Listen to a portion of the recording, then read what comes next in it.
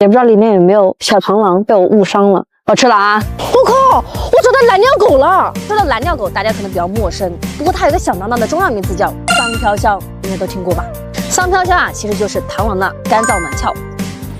《神农本草经》中记载啊，桑飘香以桑上者为好，是兼得桑脾之精气，所以长在桑树上的才叫桑飘香。所以我这个应该是飘小吧，而且啊，它只能野外采摘，所以现在成了市场上的稀罕玩意，一斤要卖到400块钱。我们赶紧找它还有没有？哎，这里有一个，哦，这一株上面还有一个，旁边这一株上啊，居然还有，收获颇丰。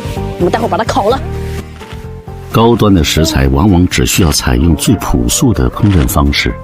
快糊了，快糊了！我再来点野生孜然。哦，好香啊！哦，你别说，还真的挺香的，跟那个羊肉串的味道特别的像。就是这火头有点大，都快糊了，也不知道里面有没有小螳螂被我误伤了。我吃了啊！我真的吃了啊！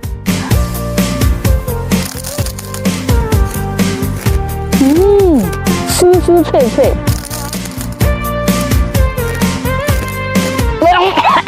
还拿来泡酒吧，再见。